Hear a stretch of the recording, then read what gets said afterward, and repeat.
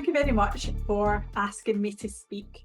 I'm going to talk to you today about how selling to the public sector will help you to grow your business, because I really do believe that selling to the public sector will help you to grow your business.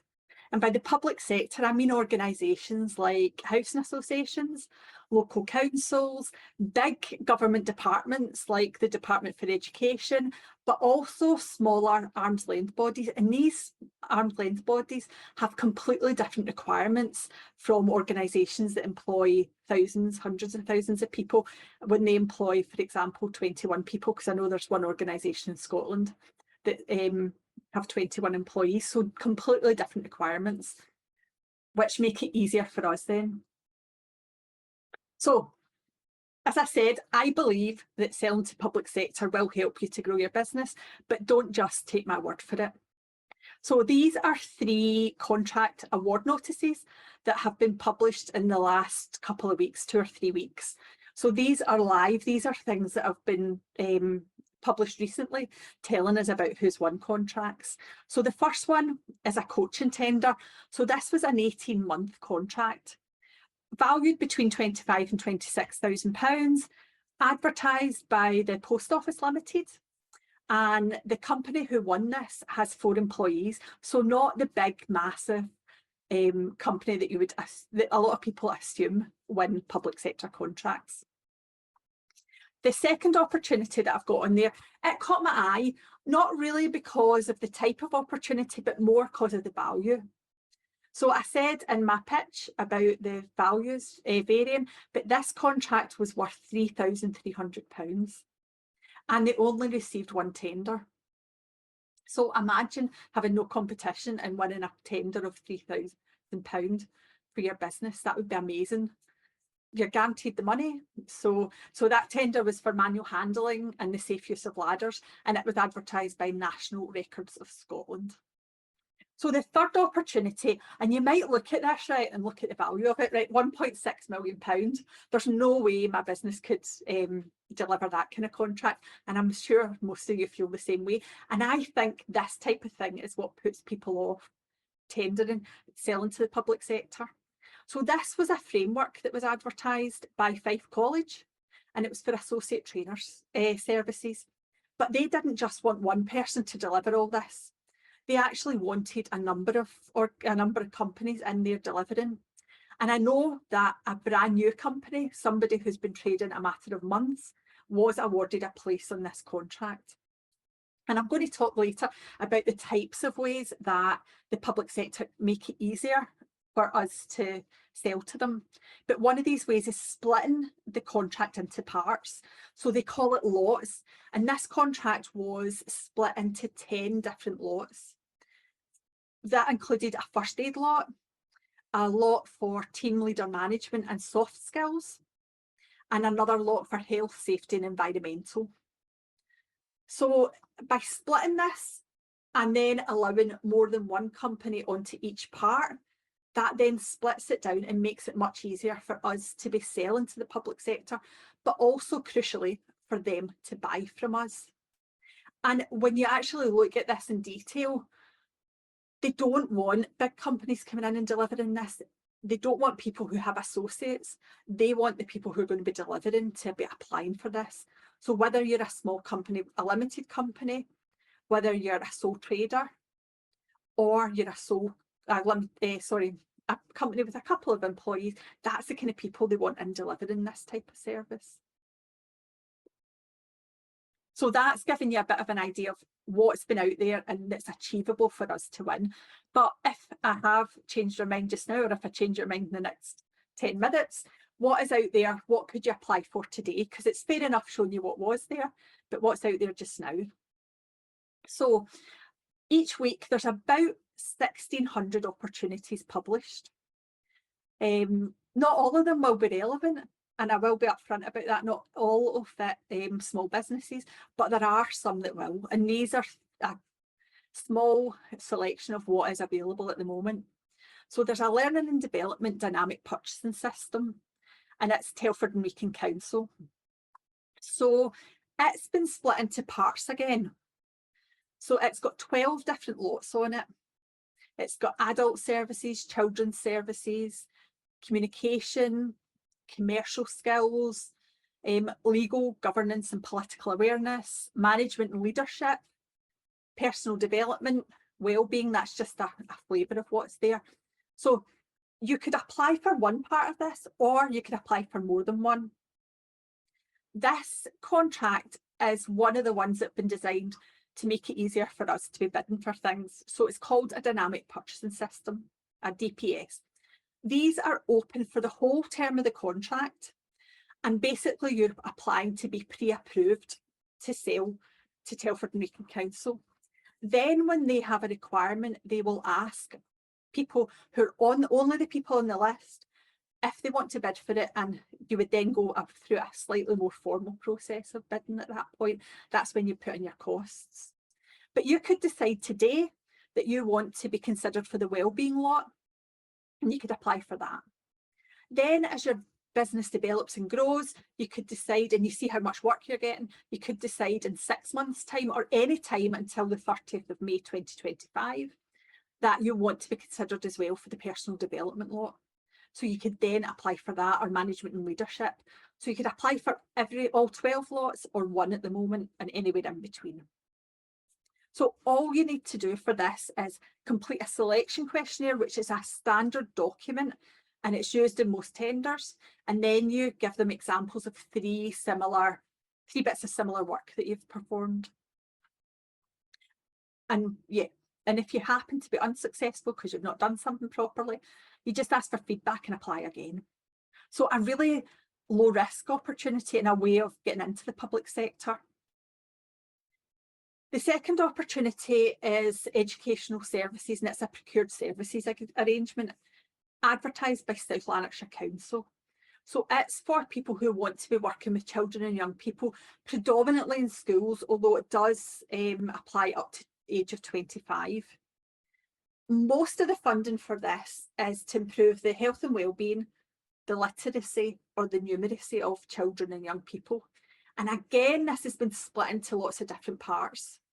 This is similar to a dynamic purchasing system, but as South Lanarkshire, they're the only people who use procured services agreements at the moment, or arrangements at the moment.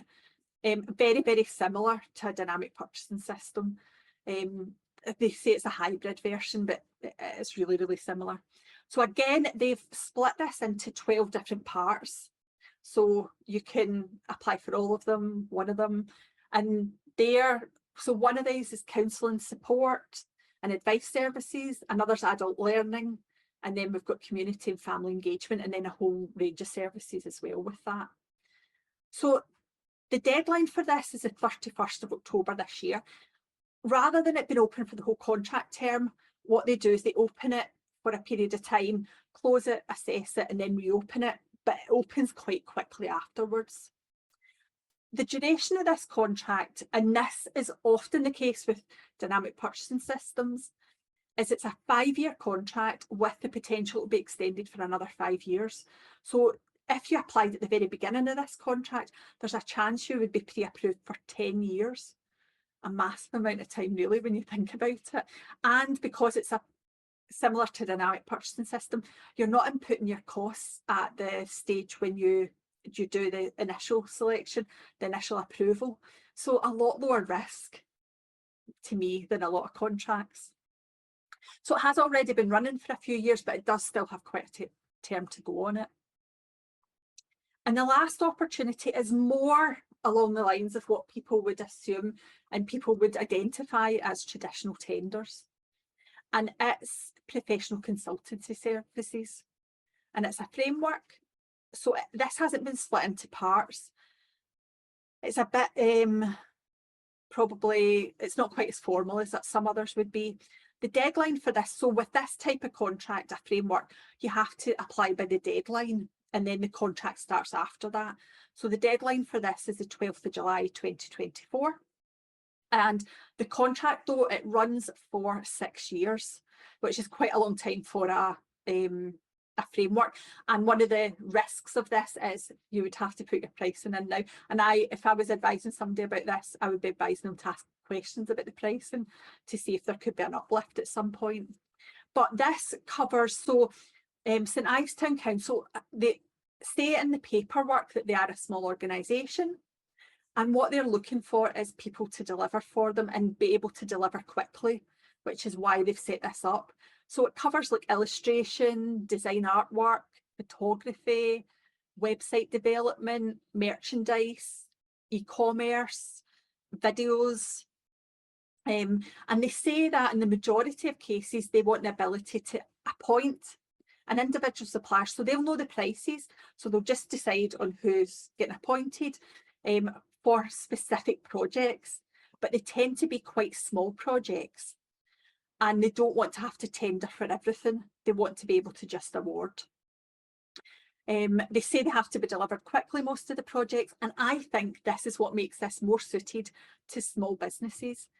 Big organisations can't respond quickly to things. They're not interested in things without a big margin. This is ideal for smaller businesses, in my view. They've said their intention is to source local companies, but they are willing to look at people who have specialist knowledge of just one part of this, so you don't have to be expert in everything. You can go for it even if you just know about one part of this, one professional discipline, as they say. So this type of contract, if you were interested in it, when they receive the tenders in, and they're asking for a maximum of 7 pages, so relatively simple and small scale within a lot of the tenders, and they'll then evaluate these based on a maximum of 30% price and 70% quality, and that's the quality of the submission that goes in. I think when you know you're not, if you know you're not always the cheapest, but you know you deliver an amazing product, as a small business, you could be really excelling in this type of opportunity.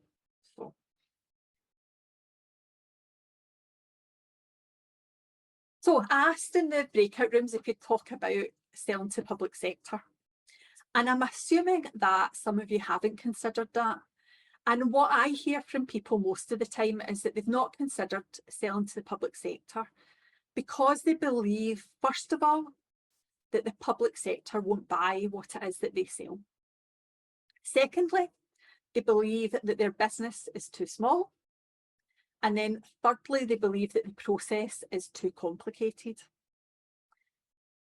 These are all myths, and hopefully with some of the information I've already given you, I've busted a couple of these myths for you. But let me tell you a bit about why I believe that these aren't true. So first of all, in 2023-24, 78% of the opportunities won in Scotland were won by SMEs, so small and medium-sized businesses. So there were won 78% of opportunities were won by businesses with 250 employees or less. So not these big multinational companies, smaller companies than that. A number of years ago, the public sector changed the way that it buys goods and services.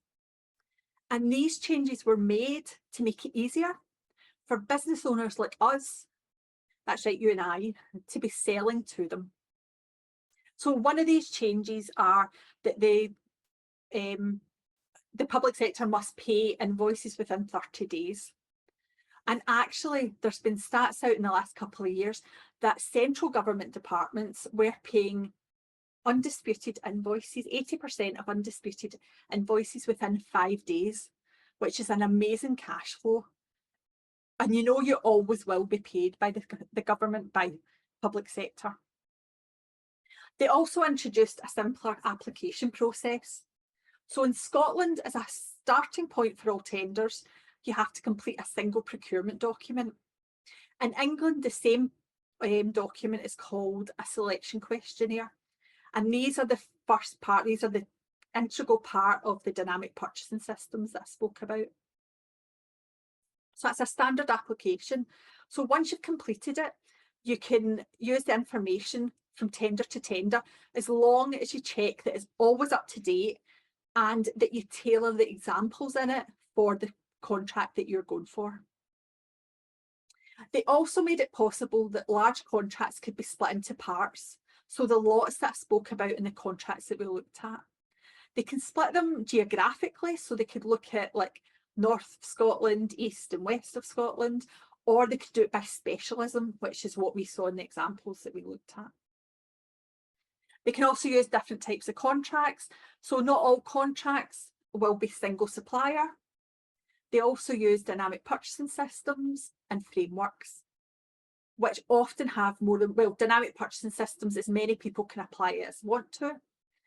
Frameworks, they often will limit the number on it, but they will most of the time have more than one supplier on them. Another thing that they've done to make it easier is in England, all contracts worth over £12,000, but in practice often contracts lower than that as well, must be advertised in Contracts Finder. So the value of the contract is based on the actual duration of it. So if a contract was £20,000 a year for 3 years, you would see the contract value is £60,000. In Scotland, any contracts above £50,000 must be advertised on Public Contracts Scotland. So, right, I've already given you some stats, but these are more recent stats. These were released in the last couple of weeks, all for Scotland. So last year in Scotland, 12,904 opportunities were advertised in Scotland. So they were all in Public Contracts Scotland. 78% of the opportunities were won by SMEs.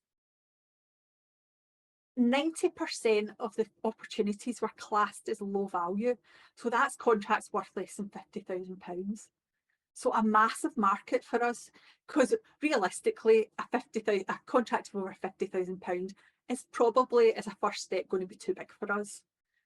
But anything lower than that, we can definitely consider it. And 77% of the opportunities in Scotland were quick quotes. So what that means is that they were invite only. So you had to be invited to bid for them. So imagine public sector work and not even having to go and search for it. I'll tell you a bit about that in a second.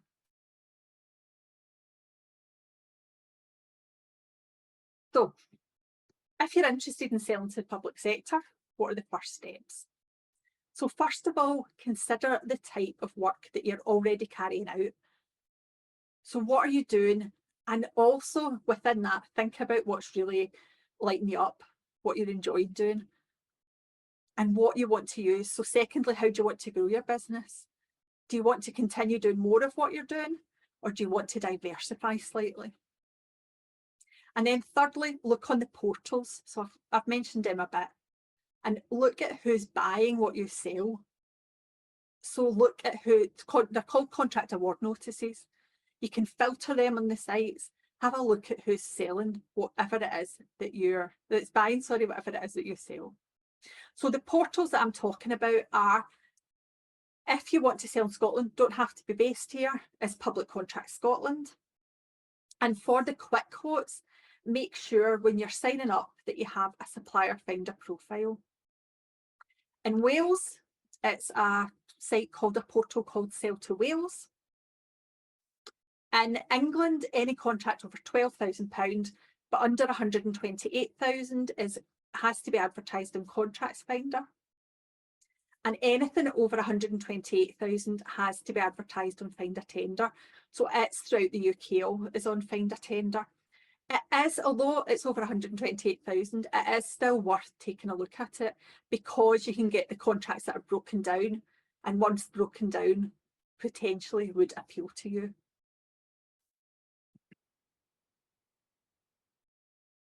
So that's me. Time for questions. Thank you.